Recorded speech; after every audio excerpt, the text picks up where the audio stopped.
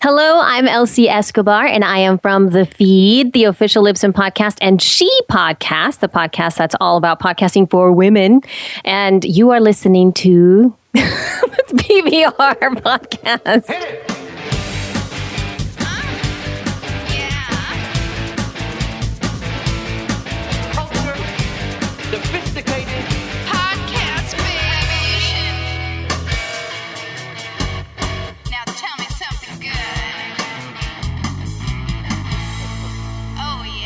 What's up, everybody? PBR Podcast, Mike Polano, Derek D, and I'd like to say the queen of podcasting, Miss Elsie Escobar. Yeah! Oh my gosh! What's up? I feel so famous. What is up, yo? Thank you so much for coming on the show. You like to say queen of podcasting. Thank you for having me, man. Yeah, I mean, what do you think? Queen of podcasting? Yeah. The queen of all podcasts. The queen of all podcasts. Queen of all. That's fantastic. I love it. Thank you so much. I'll take it. I'll take it. I don't know. Maybe it's like if you had to put Elsie and the Angry Ginger in a room to become the quintessential power of podcasting. Who wins that fight? I'll have to tell you at the end of this. At the end of this episode? Oh my gosh. Elsie, I mean, we were just meeting each other. I know, right? But I feel like we're best friends. That's true. Besties. So, Elsie, what's going on? Thank you so much for coming on and taking the time to come on PBR. Real quick, at the top of the episode, tell all of our listeners where they can stalk you on social media. Oh my gosh, at YoGeek. YoGeek. I am YoGeek almost everywhere. And if I'm not YoGeek, I'm YoGeek Girl. So in either both of those, you can find me almost everywhere on social media like that. Yep. I'd like to do that at the top of the episode, man, because if I'm listening and I don't know who the person is, I immediately want to go check out their Twitter. Yeah, get out. Oh, you want to go check? That's great. What a great note. Note to self. Have to put that in my podcasting tips book. Yeah, because if you're listening and while you're listening, you could just automatically go search everyone on social media and stuff like that. Yeah. And by the way, YoGeek, I feel like have you had that for a long time? I feel like that's a good, solid like Twitter name and social media handle, and that's pretty good. I was expecting you to be like YoGeek_348 or something. I don't know. No. It was straight up, man. I've had, there was somebody who reached out to me and said like, hey, I'm a yoga girl too, and I really like geeky things like you, and I want to be YoGeek too. And I was like, sorry. So there you go. That's where I'm YoGeek. You want to be YoGeek too? That's exactly what it'd be. YoGeek too. Right. Exactly right. Like, I'm number that's one. Great. I should have said that. Chris Lodondo's his AOL Instant Messenger screen name, which we'll get to later, is Kenobi77, which means there were 76 Kenobis before him. Yes, that's true. As Dennis the intern likes to point out. Yes, that's harsh. So Elsie, you're a podcaster, and I think I came across you from you work for Libsyn, and people might not know this, but every podcast they listen to, there's a back end somewhere, right? And Libsyn syndicate. What do you call it? Libsyn syndication? I guess that's the full name of the company? Liberated syndication. 60%, right? Yeah. 60% of everything I say is wrong. So tell us a little bit about Libsyn and what you do for them. So Libsyn is basically the largest podcast host and distribution network, and that just basically means that we host your media. So every time that there's like a file after you finish recording your podcast or your video or whatever else, a PDF even, we host it for you so that you can deliver it as quickly and efficiently as possible to your peeps. Because most, web servers aren't really designed to deliver media, especially on demand like that in large quantities. So we just make it easy. And we also take care of the bandwidth issue of it. Like the guys that started Libsyn, they found out that very early on that bandwidth was really a huge issue for delivering media online. And they thought like, wow, there's probably other people that are looking for the same solution. Why don't we create a company around that? And they kind of did. So it sort of took off. It was like guys in a garage trying to figure things out. Basically, I think it was in a garage. It was an apartment, but still, it was, the same concept. It was them with their computers, and they just put it all together, and it turned out to be like really awesome. So now there's about, I think, oh gosh, I don't know what the percentage is, but we do host over 35,000 podcasts now, or at least we have 35,000 accounts. Wow. So yeah, that's a lot, right? That's a lot, man. Yeah, that's a whole lot to manage, but yeah, that's great. This podcast is basically all about the revolution of our guests, and so like talking to you about this is very interesting. Obviously, because we're a podcast, but you've been in the game for how long now? Since 2006. And how, I mean, you've seen it grow. I mean, when did podcasting even become like a viable source of entertainment? We're still waiting. I'm just kidding. Do you really believe that? I mean, I in some shapes or ways, shapes or forms, yes, and yes. Sometimes I feel that there's a lot to be, a lot more education to go around. I started in 2006, and when I started, it was July. I fell in love with podcasting like right away. I just thought like, this is the coolest thing ever. I want to get behind the mic. At first, that was the first thought, right? But then I had no idea what I would do. And I decided, you know what, I had all these show concepts that just I never followed through with. And I thought, but I really want to do this. I just want to do the thing. I want to know how to do it. And I decided to start to podcast my yoga classes. And at that time, obviously, yoga people aren't necessarily technology centric. So here I was recording this thing, and people are like, "Why do you have that thing strapped to your arm? Why are you wearing a microphone?" And so you were like actually during yoga, you were. Yes. Oh yeah. Oh, wow. Sun salutations. Yeah. Exactly. So dog. I would get on in front of the class, and I would teach the class, and I would just record my class while I was teaching, and so people would ask me, and I would say, "It's this podcast," and then of course people would be like, "What the heck is that?" And so I had to basically teach people right away what that was. And because I was one of the only people that was doing this, I was basically a handful of yoga people doing this, of course, like at that time. I got a lot of support from iTunes at that time because there weren't that many podcasts out there, let alone of yoga, right? Yeah. So audio yoga class. Everybody always goes, why did you do an audio yoga class? Well, that's a whole other talk, but people listened, and so from then on, people just started to download my podcast a lot, and I became a lot more interested in podcasting as a whole, and I wanted everything to do with podcasting with as many podcasters as I could, and I got noticed because of my passion by, I guess, the industry, and I ended up working for Libsyn, which was really random. So where were you born and raised? I was born in El Salvador, San Salvador, Central America. Okay. Nice. So at what point do you at what point do you start to, let's go back a little bit. At what point do you start to get into yoga? When I actually chose to go to grad school based on the fact that they offered yoga as a part of the curriculum. And I had never done yoga before, but I thought that's a really cool thing. And of course, who chooses their master's program based on whether or not they offer yoga? Right. Yeah, well, Me. To each their own.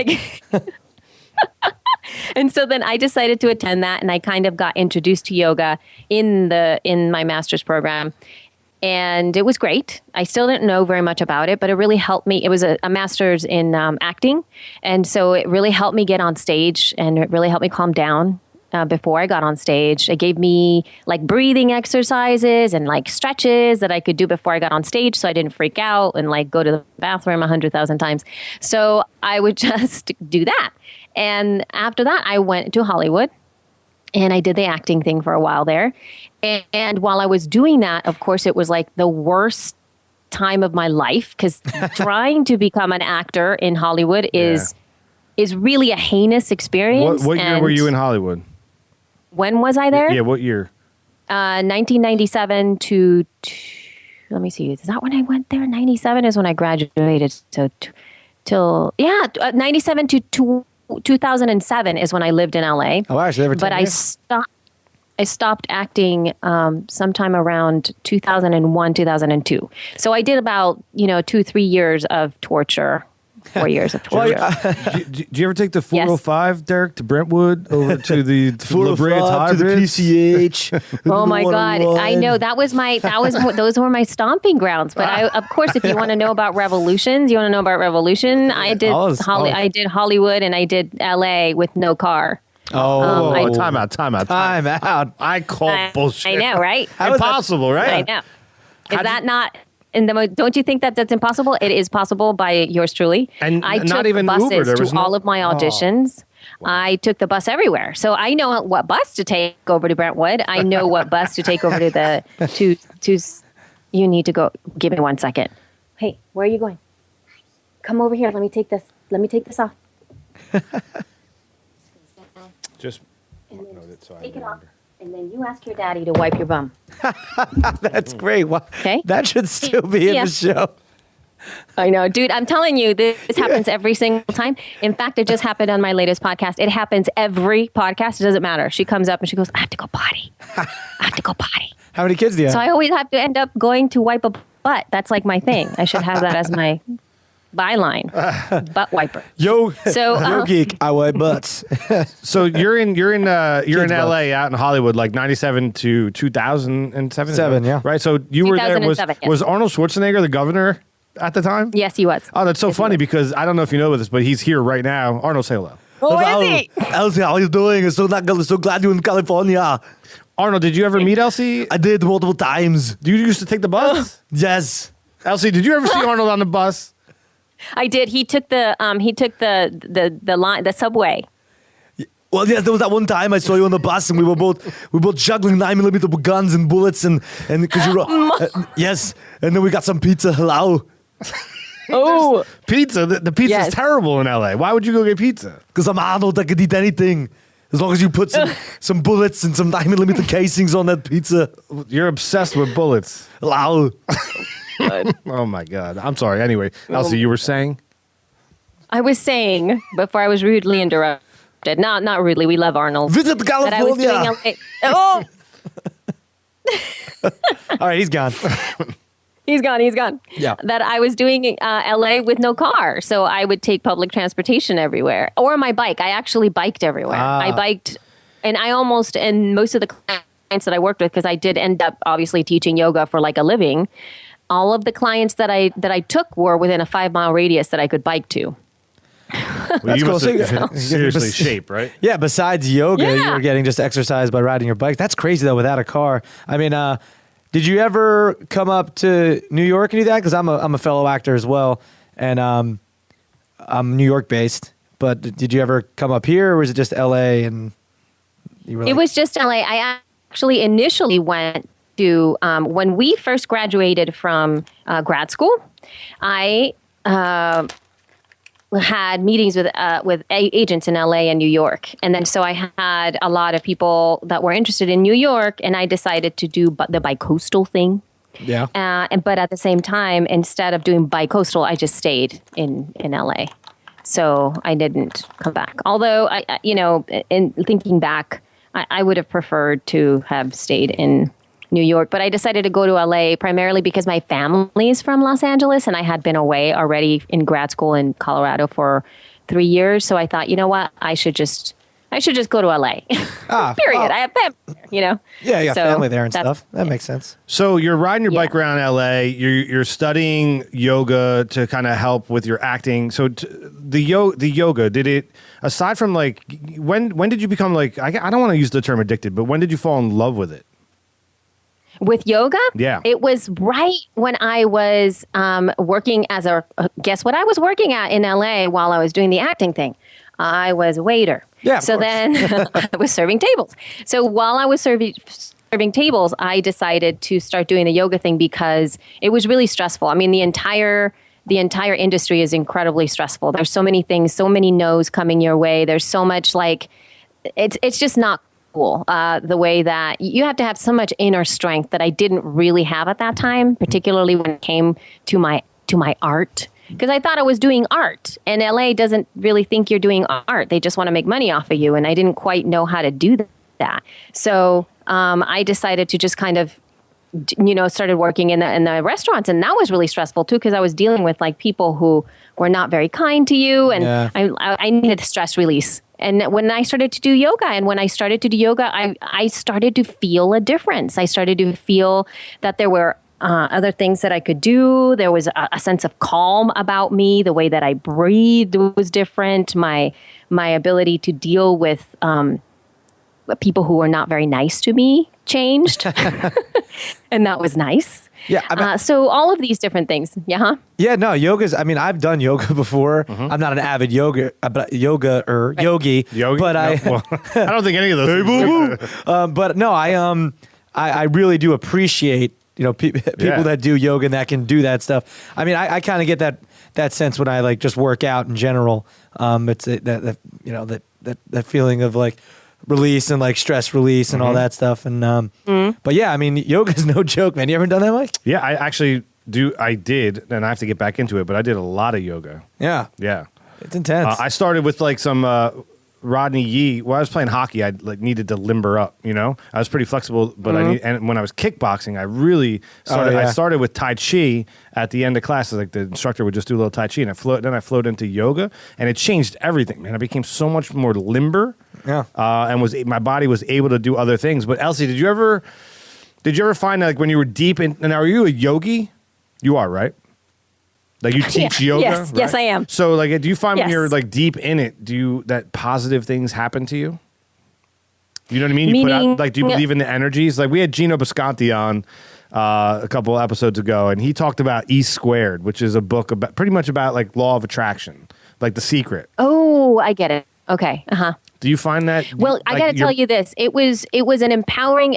It's always about attunement for me. So after you kind of know, yoga is very little about the poses. The poses themselves are very empowering, especially for a lot of us that are like maybe in this world like a type A personalities. They're kind of like laid out so that you can do them, and they beat you into submission so that you're still. That's at their core. That's why these physical poses exist. They exist so that you can get open in your body, and you can get sweaty, and your mind can finally stop doing its running.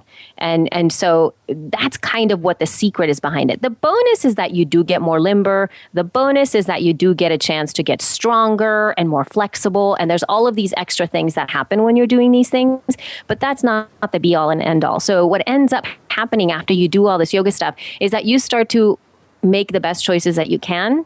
You make aligned choices in the world. You start to see things when they're really askew, when they're really out of whack. You're really able to recognize them. So, okay, one idea of this was that, like during my time in LA as well, off and on being an actor, you smoke. You just do, especially with theater actors, which is crazy because there's something really cool about going to a bar like after the show and having a cigarette and drinking wine. Kind of like that old school, like theater. Scotch. Like you just feel like there's just this, yes, it totally Style. does that. So then, of course, you see that the older actors do that. And I had never smoked before. It wasn't anything that appealed to me, really. I just didn't really dig it.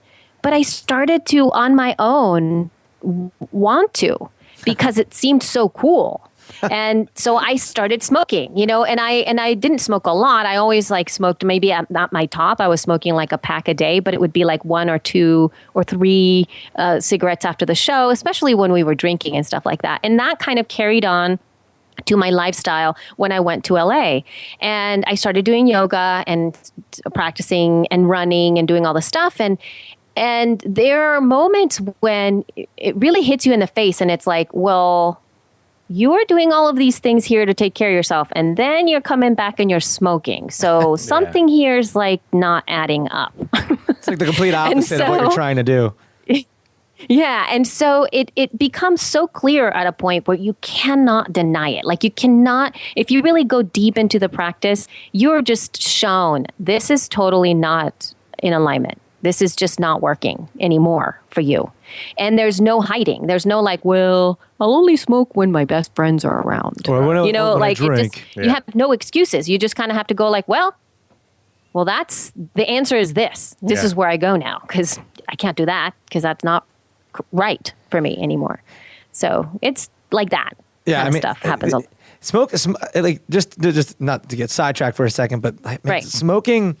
It's like, remember back in the day, it was like, if you didn't smoke, it was like, you're the one that is being inconvenienced. There was the smoking section and everything.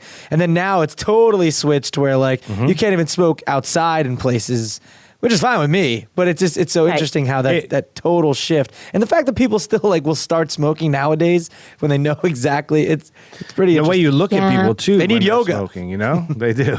I walked into a bar not too long ago. I was skiing in Pennsylvania. Now in Jersey, you can't, and New York, you can't smoke inside.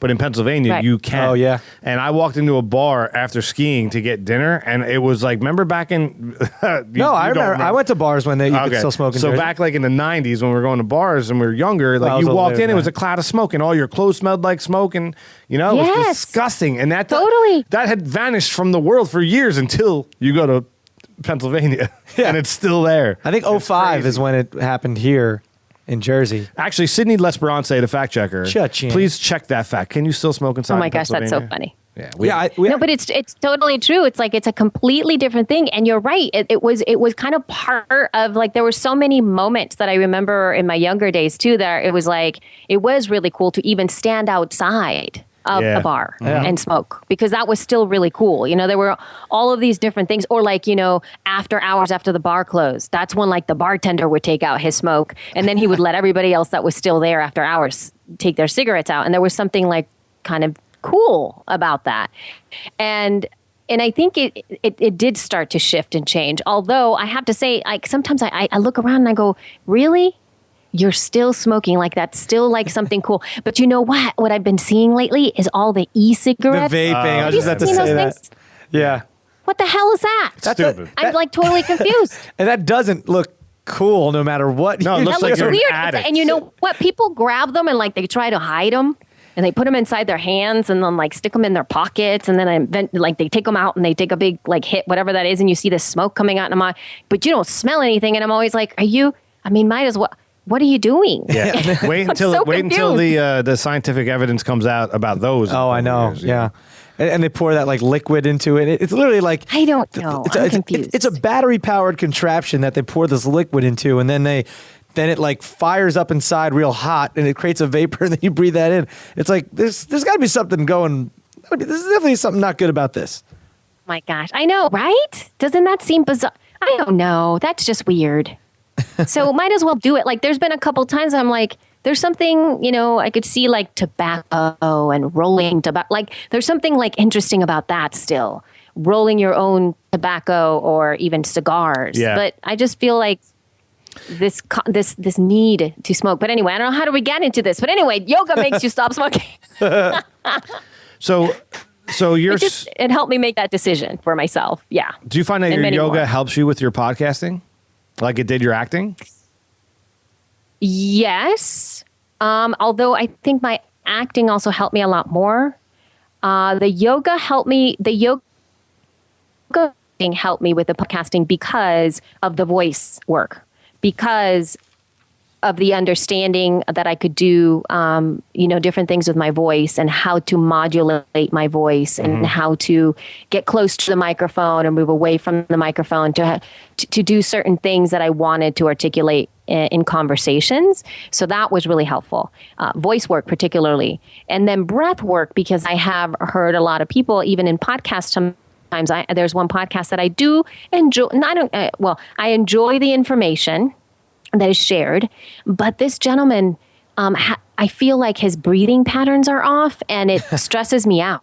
Gives you anxiety because when he's talking, and then all of a sudden I feel, and then I hear this really deep inhale, and I'm just like, dude, why are you breathing so deep? Like it's like he's about to. And I get so stressed out, I can't hear him anymore.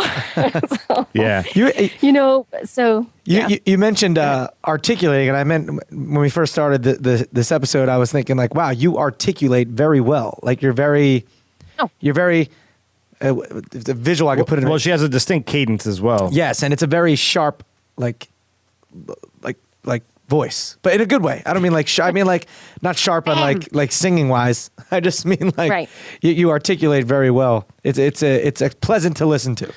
We have an intern on this show who's such a pain in the ass. His name's Dennis. I don't even know where he is. Dennis, where'd he go? I don't even know where he is right now. But we let him sit in on Chris Lodondo's episode, and I don't know if anybody caught this. And if you want to go back and look at our YouTube, Derek, our YouTube channel is what? YouTube.com/PizzaBeatRevolution. You can watch that episode, and there's a point. We don't even put him on camera because it's just nobody wants to see that. There's a point in the episode where this is all you hear. And I looked at him. I was like, Dennis, if you don't get away from, I'm like, giving him all the signs. He didn't get I don't know if anybody picked it up, but he kept breathing into the microphone. Yeah. And, you know. Technique. Yeah, no, I get it. I totally get it. And I think those are things that it helped me to attune both in, you know, because of the acting thing and also because of paying more attention. So less about yoga helping me calm down, more about being in the moment and being able to pay attention, because there's a lot of people like I finished this course. It's called, oh my gosh, it's a the guide to recording simple conversations on Skype. And it's offered as part of like the podcasting school for women, which is I'm one of the co-founders of that school. And it's part of that process. And I started to do it as simply as possible, like with no extra gear, just like your computer and a USB microphone, and that's it. And the first 4 videos of that is all about everything that you need to know about you that it has nothing to do with your stuff, meaning the gear, right? So it's all about like, do you talk with your hands? Do you move away from the mic? You know, what are things that you're doing while you're talking that you're not aware of? Because there's people who will start to, you know, they turn their hair like this and you're like, what happened to that, right? Yeah. Like, you just turned around or you move away or you forget to come back on mic or you don't press the mute button. You know, I said that the mute button is your boyfriend. That's how I named it because it's just like you have to be super intimate with the mute button because sometimes things happen. And for me, it happens all the time where I have to press that mute button. I mean, I have children coming up all the time. And that's why you know, I'm sort of a little more tentative to do any video because when I'm doing the audio stuff, I do so many things behind the scenes. It's not even funny. It's like I'm juggling. Like you'll see me doing a few things here while I was talking to you guys before, and I had to wipe a butt. I wiped a butt just to let y'all know. I wiped a butt while we were on camera. It was your kid. It wasn't like a. Right? It was my kid's butt. Yes, of course, not my butt. No, but it's random. And like, usually I have a random person's butt. I have to make. No random people come over here to wipe butts with me. No, just my kid. And then be able to like do faces, make faces to them and go, don't get away. Yeah. Get back. You know, all that kind of stuff is happening always behind the scenes with me with the mute going on. And then I just get on and I sound like I'm totally in the conversation. No, it's great. I mute Derek all the time. No, you don't mute me. You mute Dennis. You? Well, I just muted him, so it's just us. It's just you and me. Oh my Elsie. God! I know he's back. No, I muted him again. Sometimes you just have to take control. You know, the mute button's your friend. It's my boyfriend. It's my girlfriend now. It's your girlfriend. Mike run. All right, just one more time. I had to do it one more time, but that's it. You're back. I'm not going to. No, you're back. Okay. Yeah, no, Mike Izzy he's running the board over here. Guys. But it's usually Dennis that gets muted, not me. Constantly. But let's bring it back a second. Elsie, you have like you're very like you know, women empowering. You have you said the school. What was that called again? The school. The podcasting school for women. Podcasting school for women, and then the She's podcast, right? Yep. So I'm going to ask you: have you heard about this movement, the free the nipple thing? That's a very like. No, you haven't. I have heard a little bit of something like that, but I have not heard. What is that? Well, explain it to me because I might. Well, free the nipple. Free the nipple, but it's that's what you were doing. Yeah. Elsie, I don't know, you can't see us, but Derek kept like pinching his nipple and looking at him. Like, I didn't know what you were doing. So this is a great YouTube episode. Derek, I thought you were just touching your nipple. No, that's what I was getting at. But anyway, it's a movement that lactating that women. Oh my God! Like a lot of women are backing. You know how guys we can go out there and we can run with our shirts off. We could be out there with our shirts off, and all these women are saying like it's unfair. We should be able to have our nipples out. And here I am, a dude, a heterosexual dude. I'm like, yeah, that's fine. Go ahead and do that. Questionable. Like, you know what I mean? I'm just wondering what you think about this. This whole. Well, I'm this whole not thing. sure. It depends. It depends on when you want to free the nipple. Like I freed the nipple for almost so many different years, all the way to basically this year, because I've been breastfeeding this whole entire time. No, but they be like walking the street with the shirt off, or going running outside, going running. Well, anywhere a guy can have their shirt off. You're saying a woman should be able to have their shirt off too. I'm totally okay with that. Beach, like when like today was actually nude day, right? I don't know. Today it was National. Well, Nude I could Day. understand. Today was nude day? Yeah, so like wiping butts on a podcast, totally cool for today.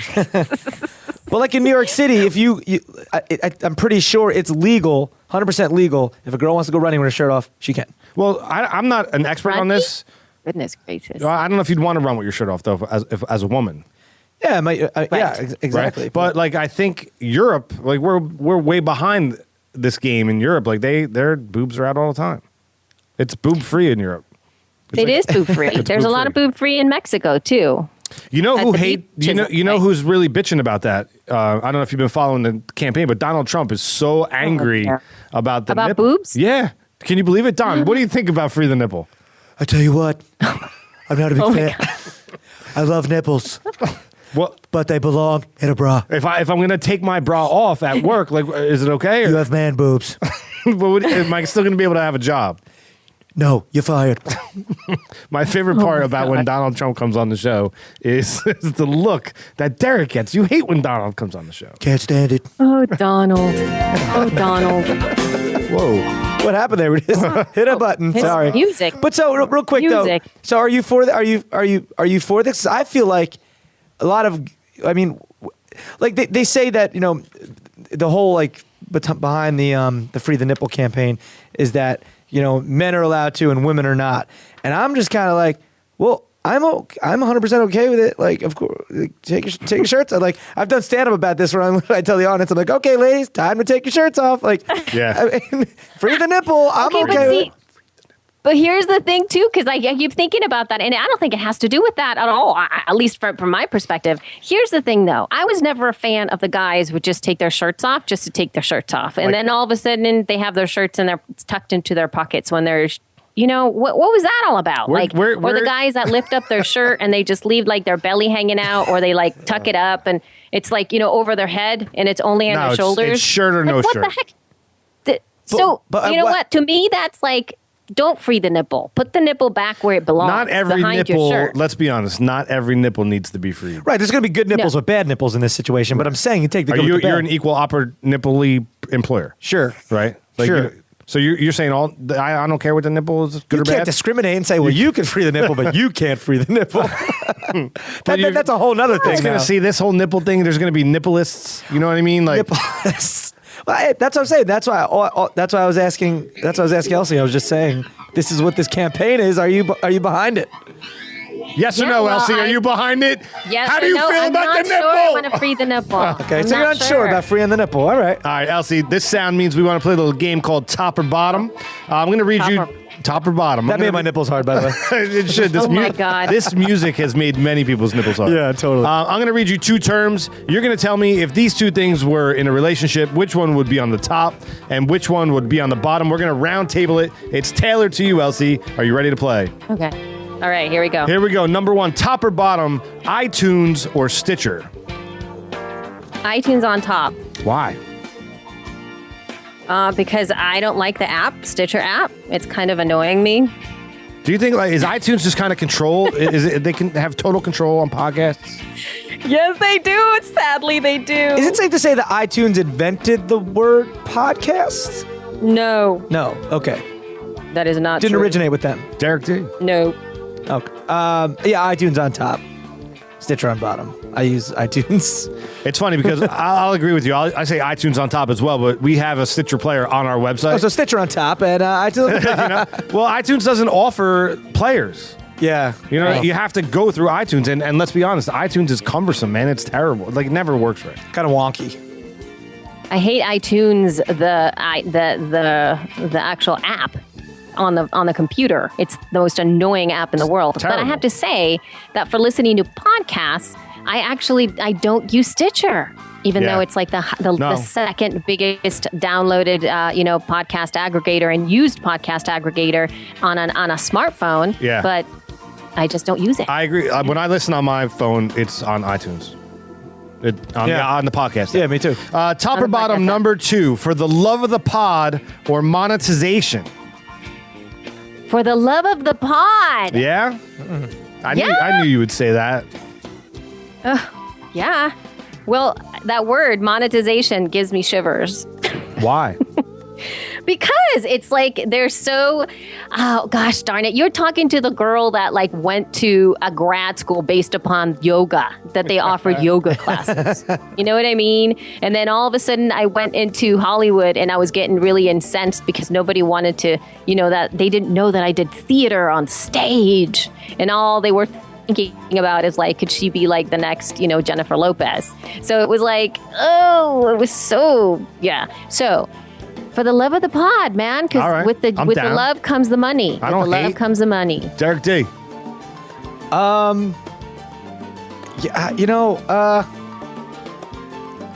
Wow, you're tortured. I don't know. I mean, monetizing something is always good if it helps the podcast. Yeah. In a good way, and it's not like the man coming down and making decisions for you and taking away your art. So I mean, if it goes about, if it's done in the right way, I think monetization of your podcast on top. And then well, how do you feel? Like you're kind of. Can we talk about FLD? Sure. Fastlane Daily. So you're kind of going through a buyout now, right? You're. Can we talk freely? Maybe, maybe we don't say who's buying us. Okay, so someone's coming in, bigger company's coming in and buying Fastlane Daily. Yeah. So that's a total monetization. Are you afraid that the man might say, "Hey, Derek, we want to change X, Y, and Z"? I am a little bit, but at the same time, it's exciting because I don't know what's going to bring with it. I mean, more opportunity, more backing, more. So yeah, I mean, it's kind of like. Yeah, I mean, I don't. Well, let me tell you, because it's not that the monetization is bad. That's not what I'm talking about. I just feel that whatever's happening right now for y'all or Derek, it's happening because you love it. It's because you started it for the love of the pod. It's because you wanted to do that. And then therefore people pay attention with that. Yeah. I think people coming into the space is what's making me kind of upset. It's like, even with the podcasting school for women, like one of the first questions is like, how do I make money doing this? And, it's a great question to ask. Absolutely. And then that's kind of like really just business sense. It's just building a business. And if you want to treat it that way, that's great. But there's also another layer to it, which is like the artistic and like the kind of stuff that you guys are putting out right now. I mean, you guys are prepared. You guys have your stuff. You guys have, interns. You guys have the camera going on. You have all these different things that you've really invested on. That's because you love to do it and you want to do the best job that you can. Now, if you would have just walked in there and had 2 microphones and be like, oh, we're going to make money on this. Yeah, it doesn't happen like what? that. And that's why I'll agree with you, man. It's for the love of the pod. Like, that's how I feel. Well, because if you build it, they will come. They are coming. You know what I mean? I agree with that too. And like Fastlane Daily, I mean, Elsie, I'm not sure if you know, it's a show I host. It's an online TV show. But but we've been around for really, really long. So I love the show, and I don't want to see it fall in the wrong hands. And I'm also a co-producer on it. So I'm hoping this is all positive, and I'm getting the sense that it will be. I'm just not sure. But in that sense, then it's for the love of it. I mean, we have a sponsor. We have sponsors for the show, mainly Gianni's Pizzeria. We should. What's the website? Gianni'sPizzeria.com. You gotta love it. You like slice up that mouth, right? Like they let us pretty much say whatever we want to say. Like, we make our own taglines for them. Right. But I don't know how I would feel if a big company came in, like Domino's or something. Yeah, and was like, okay, you guys, we're going to sponsor you. We're going to give you X, Y, and Z, but you can't do top or bottom anymore.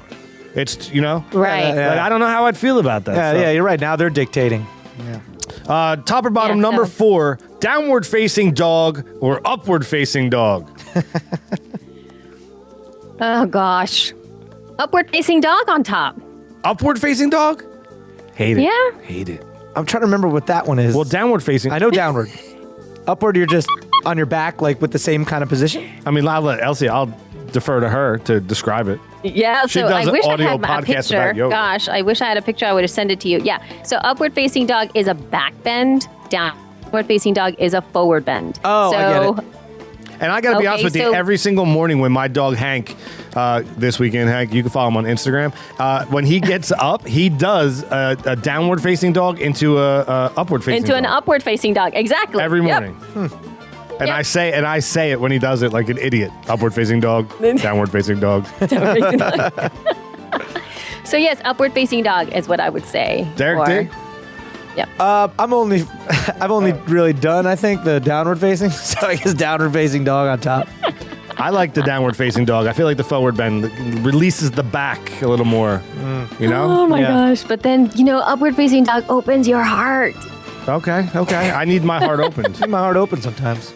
Top or bottom, number 4, nipple or no nipple? Yeah. Oh, yeah. Nipple on top. You're freeing the nipple? Well, this is top or bottom. We're not talking about the whole thing. We're just talking about... I'm saying, you're saying nipple top on top. Bottom. Yeah, okay. Yeah, I'm saying nipple on top. Absolutely. I feel like Derek's going to agree with I agree with you. Nipple on top. I'd hate to say this, everybody, but I'm saying no to the nipple. Because there's going to be a lot of bad There's nipples. going to be There's going to be more bad nipples than good nipples. But there's going to be good ones. I guess, man. You take the good with the bad, you know what I mean? Top or bottom, number 5, leading the charge or empowering others? Empowering others on top. For moi. You love that. You're all about it. I'm so all about it. It's crazy pants. It was leading the charge or Empowering others. empowering others. Aren't those a little bit one and the same? If you're leading the charge. Not really, man.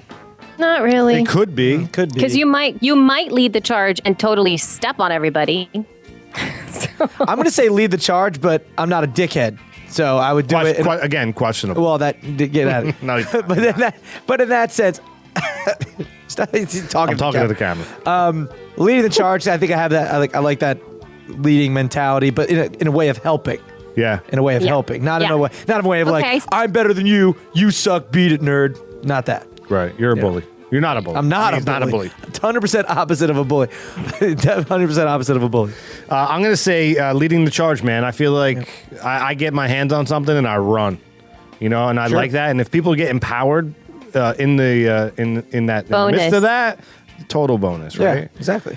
So I guess I'll say leading the charge. But Elsie, empowering others. Let's get back to what you have going on now. You start aside from the yoga and the acting and the yoga podcast. You do the feed and you do the women's school for podcasting. All of these things are completely tools to empower. Leading the charge. Well, you are. I know. And see, that's the thing, because I was just thinking about it. I'm like, I have been leading the charge. So maybe that's why I decided to empower others. Because I do generally tend to do things before everybody else does them. I like to just step into places that nobody likes to go or try new things and then leave them, because it's like, but podcasting has always been something amazing. But it's true. It's like with all of this stuff, one of my biggest thrills was just simply to make people or have people recognize that there's a lot more possible than they knew as possible. That's like key for me. Getting people upside down on handstands is like one of my favorite things to do, because a lot of people to think like, oh, I can do that. I did that when I was, I don't know. But I've gotten people like in their 60s upside down for the first time in their lives. And it is life-changing. So yeah, I love to see that, because then they get so fired up and they're like, oh my God, this is so great. I can do so much more. So yeah, that's a good way to think of it. My brother owns a gym over here called All in Fitness in Belmar, New Jersey. But he says the same thing to relate it to yoga. He'll say someone will come in and be like, oh, I can't do that. I wouldn't be able to do that in a long time. And then he starts training them, and then they can do it, and they're like, I can't believe I'm able to do this still. Yeah. This is amazing. And it's that whole thing, like, you're only as strong as put your mind to it and you'll be able to accomplish it, kind of thing. Totally. Absolutely. Yep. Is that the kind of philosophy you put into your class for podcasting? Oh, yeah. I teach about all kinds of different things, but the majority of the time it's some kind of empowering thing or something that I make people think about. I had a class that is, I don't remember if the exact title was this, but it's called Are You the Bully? And part of it was me moving into being a bully and how, I don't know, I brought the story about somehow, but then at the same time, I really brought it home when we were doing the class about really focusing on them, saying, like, are you the bully and are you bullying yourself?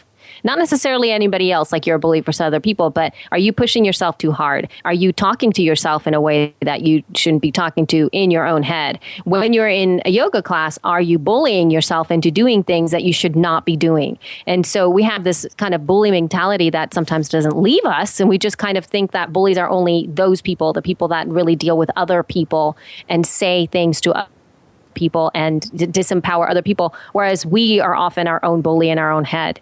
So that was a class that I taught, and that's kind of about that kind of thing. And I always bring some kind of something that inspires me, an article that I read, a story, a specific teaching that really hit home. I always teach about my life, and it's not that I know any better. It's just that sometimes these things hit me hard. I'm like, oh my God, wow, that's amazing. I need to deal with this, or wow, I need to let my students know about this, and we'll do it through yoga. So I find that a lot of these things really land on people when they are sweaty and they have no other way. They can't do anything. They can't run away. I have them in a weird posture and they're like, what's she talking about? And so a lot of these philosophical tidbits and teachings really go in your head when you're in a kind of disempowered physical shape. So, that's an interesting concept to think about it in that way. But imagine that. It's really cool. That would work. And that whole idea of like, don't be your own bully. You know, you're in your own head, your own worst enemy kind of thing. And that's totally good. Get yourself out of that, mind frame.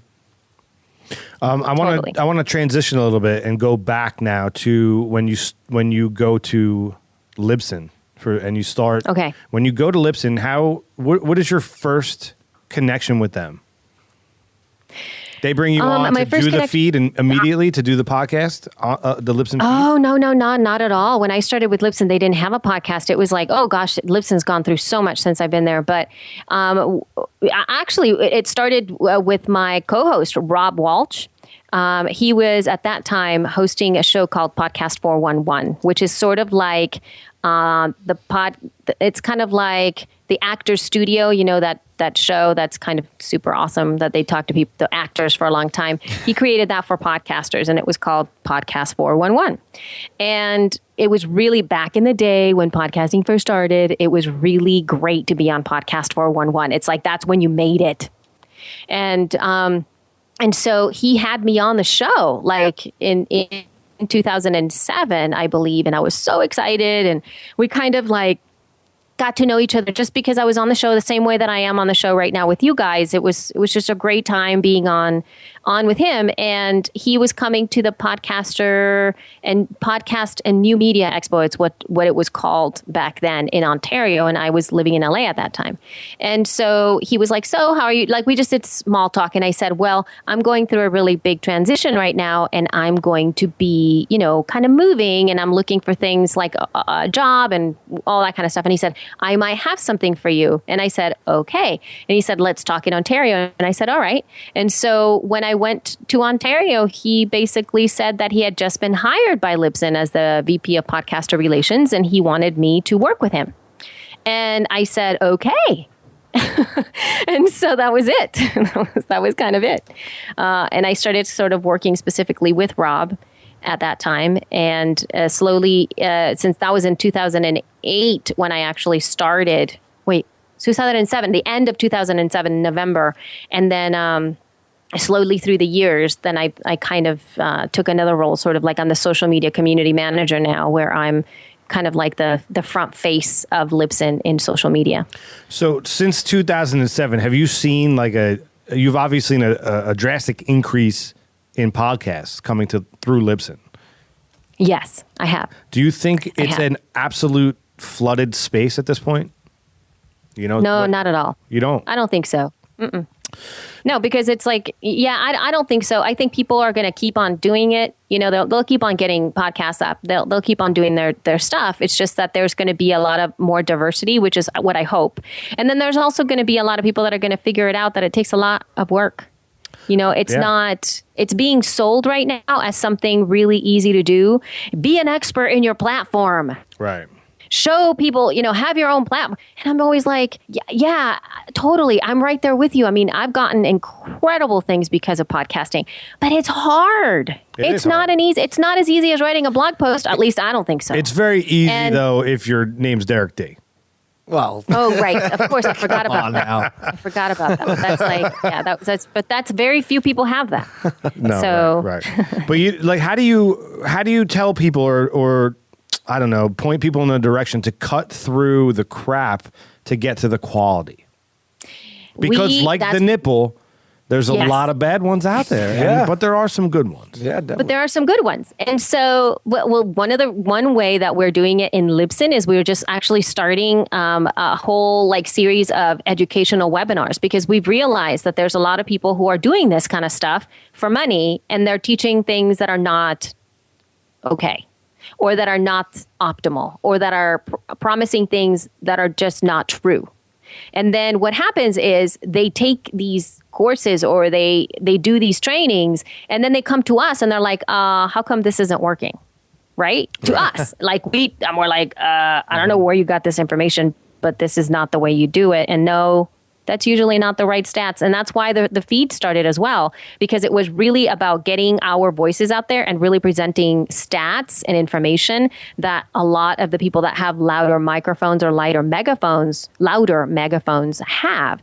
And it's also one of the reasons why Jessica and I started the podcasting school for women, because we saw so many women either afraid of podcasting or getting really just not okay information, where you're just like, what? So-and-so told me to upload my MP3 into iTunes. How do I get it up? I don't know where to put it in. And I'm like, what are you talking about?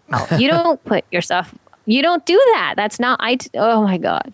So it's like, it's just really, really, really hard. So we decided that the way to cut through is to be louder, or be the voice, if you will. So that's what we're trying to do a lot of now, proper education. And you were there since the beginning, so you would know what you're talking about. It's the same thing with like, my show on YouTube and everything. We were on the ground floor of all that, and I see people trying to do things like, you're just doing it wrong. We actually have a segment on my show called "Doing It Wrong." Oh yeah, yeah. No, it's true, and it's kind of frustrating, because there's a lot of things, and of course I can't teach what I have. Like, okay, so Elsie's yoga class right now, it's still getting. I'm almost at 4 million downloads for that podcast. I'm still getting a lot of downloads daily. Oh, in total. I'm sorry? In total. Yeah. Oh, that's awesome. I thought maybe in total. daily. Yeah, in total. Not in total. Right. And so yeah. And it's getting I'm not sure what my monthly are, but it's something that people would covet right now. I'm getting a very decent amount of downloads in that podcast, and I'm doing no promotion. I haven't published a new episode now in almost 2 years. It'll be 2 years in November. Not that I'm proud of that. I just haven't been able to get anything out. It's not the kind of thing you need to, right? If you have the lessons up there, people go for lessons. Yeah, that's true. You do a yoga class over and over. Exactly. People are doing them over and over again, so it doesn't really necessarily need. But I could have, capitalized on it and grown it a lot more, since I have so many people still downloading it. But the reason that happened is because I started early. I have great SEO in iTunes. People find me so fast. I'm like one of the first podcasts that shows up when you type in yoga.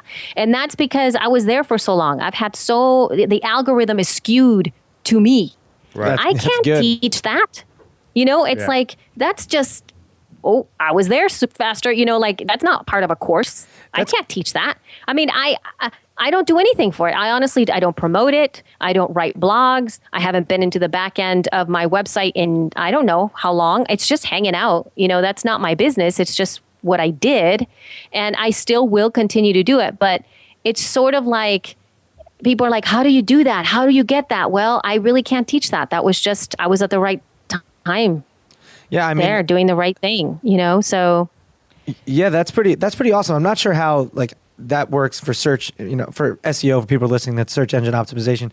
But on YouTube, they write new algorithms almost daily, and since and they change it up. So we used to be able to find certain episodes of our show, and we're a daily show, been around for a long time. So there's over 2,100 episodes.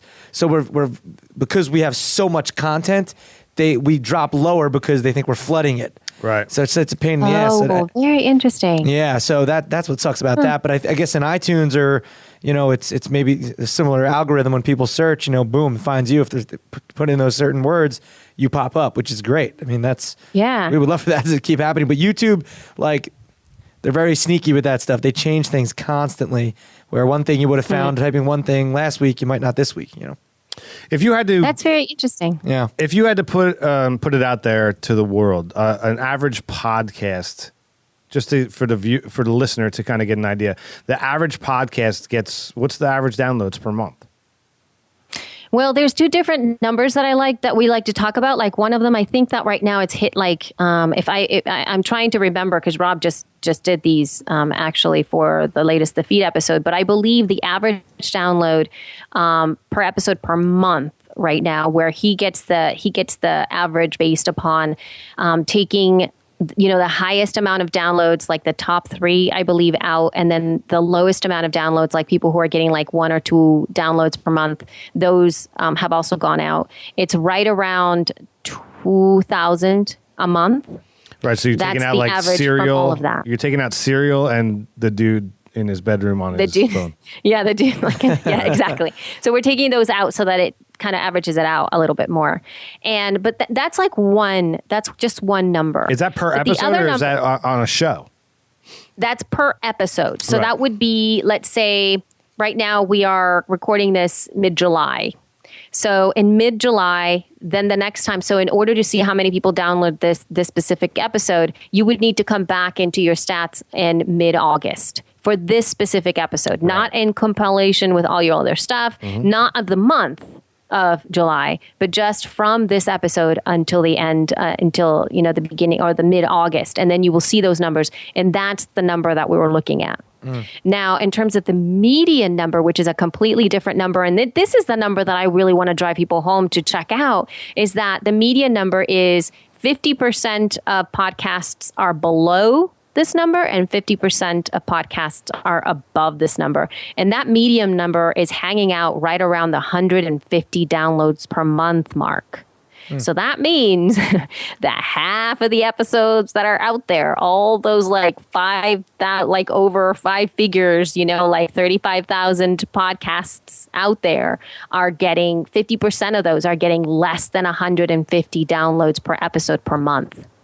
And the other half are getting more than that. So if you're hitting that 150, 50 number, you're like above most. So you're 50% above everything. It blows my mind that's that is the number. Yeah. Isn't that the number? Isn't that mind blowing? And so then people are like, oh my God, we have to get so many. Well, the majority of people don't get that. So, and then there's also a breakdown of only I think that 20% get 5,000 downloads or more per month. Or 10%, something like that. So you're really striving, the people that are looking for advertisers that are based on download numbers only. Right. I was just going to say, the numbers don't match. No, they don't match. It's only like the top 10% or less.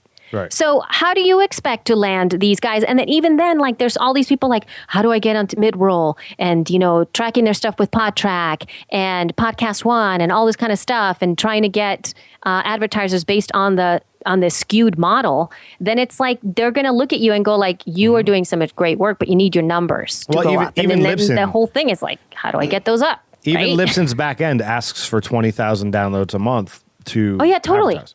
Yep. And that's basic. That's the bottom line. That's exactly it. And so in Podcasting School for Women, we actually teach this and we say, this is the way the podcasting industry is looking at your work.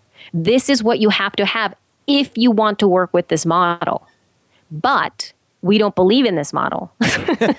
So we kind of skew it and we turn it around on them and we say this is disempowering for the podcasters. You're not making the right connections with the potential, perfect partners that you could be working with. And you can start to really leverage what you have because it's not about downloads. It's about your entire brand. It's about, like with you guys, you have your podcast, you have the YouTube channel. I'm sure you have a social media following. I'm sure you have people coming on your website. I'm sure you have some kind of newsletter. If you don't, you need to have that ASAP. So then all of these different things in compilation, I'm going to send you guys our media kit so that you see how we positioned ourselves, how we positioned She Podcasts to get the sponsors right now that we have. We don't have any sponsors for the show, but we have sponsors for the event that we're going to be teaching over at the Podcast Movement. And we wanted to get these ladies something special for them. Day event that we're going to be teaching very specific kind of like advanced things for podcasting. It's really just about building a platform and whatnot. And we wanted to get sponsors, so we had to leverage it. And we've hit a pretty decent mark. We're now able to buy the ladies lunch. We can probably get little things. I think we're thinking about getting notebooks and like these little bags to put their gadgets in, to be able to do that. And we were able to leverage it. You know, it's how you position yourself, and it's nobody else is going to come looking for you. You're going to have to do it. Yeah, pretty much in a lot of industries, you know, that's the way it is. Sell yourself. You know, your own best agent. Totally, absolutely. I have a couple questions for you, but before there's a phone. Yeah, do you hear that? Yeah, I hear that. What's that? All right. Well, we're going to get to that in 1 second, but before we do, Derek and I are going to guess what your AOL Instant Messenger screen name was. I think I got it. What? You want to go first, Derek? Like what your You remember AIM? Remember AIM? Yes, Okay. I remember AIM. You had one, right? Yes, I did. Okay, don't say it yet. All right. I think. Can I go first? Yeah, go first. Okay. I'm going to say it was Yogi 07. It's simple. That's what it was. Yeah, but she didn't get into. She was an actress, theater actress. So,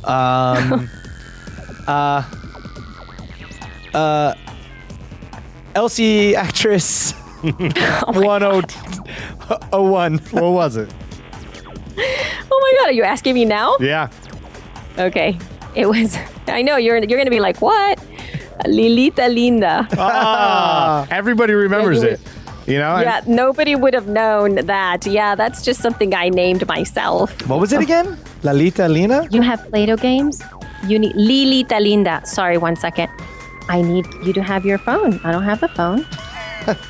Lalita Lina. Okay. Lilita Linda. Yes, I know. That's what my grandmother used to call me. So it was like a nickname. Oh, you speak Spanish? See. Yeah. Nice. See.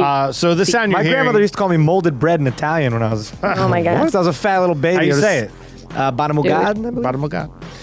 This sound is the Armchair Futurist. We like to ask everybody, you know, what their AIM screen messenger name was, but also what does that sound, that modem sound, mean to you?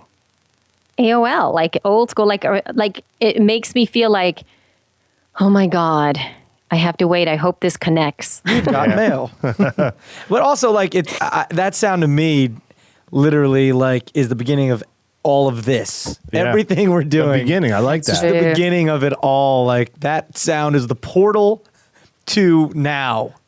Like, over the years, of course. So, Elsie, the year's 2050. This segment's the Armchair Futurist. This show is about the revolution, and it's the revolution of you. So, in the year 2050, you're sitting back in your reclining chair, and you're looking at the industry. Whether that we talked about podcasting, we talked about yoga, whatever that industry is, that is Elsie Escobar. What does it look like in 2050? Oh my gosh, it's. I think it's everywhere. It's everywhere. Everything you want is everywhere, meaning at the touch of a button.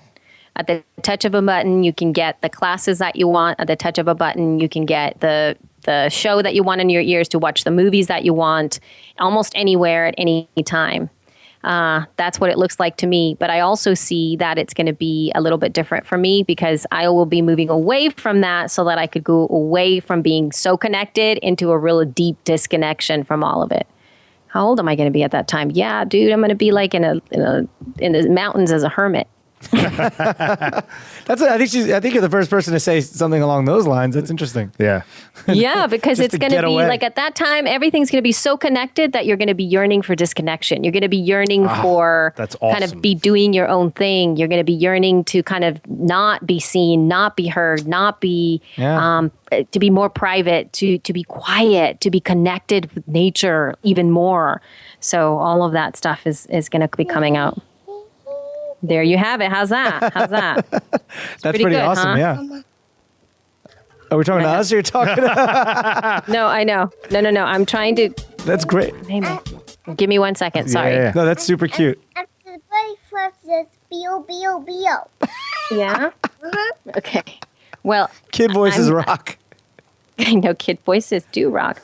Can you ask your daddy to find this for you? Because this is really hard for me to do it right now. I can't type this. I'm in the middle of taping. Can you please ask your daddy to give you Play-Doh games? Okay, goodness gracious. They love to watch. Now, speaking of YouTube, these little monkeys over here are obsessed with watching Play-Doh videos. Oh man, there's so many. You'll search for Play-Doh, and there's all of these videos of people playing with Play-Doh and talking about Play-Doh, and only hands, right? So, oh look, I got the new thing of how to make spaghetti. Oh look, let's put all this. Oh, and look at how you can make ice cream. And they talk about it, and they're riveted. And they love to watch their Play-Doh stuff, games. man. That and Legos. Yeah, there's a channel. There's a channel where this guy this guy and his kids review toys, and they get gazillions of views. Totally. Yes, exactly.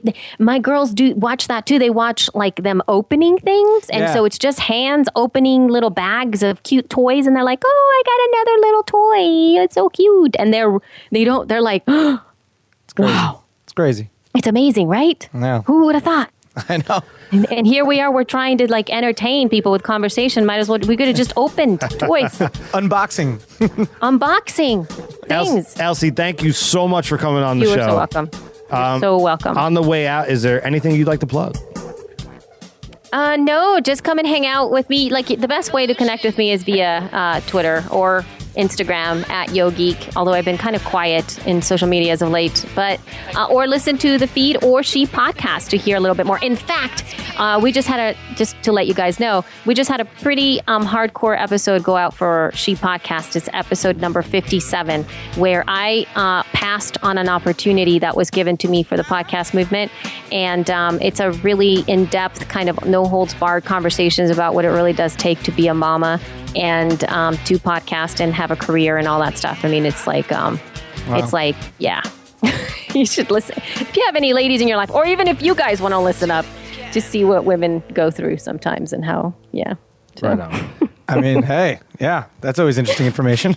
Hey. I know, information. PBR Podcast, you can find us on the web, Facebook, Twitter, Instagram us. Give us some love, and we will love you back. We'll see you on the flip side. We will. Yeah. Thank you.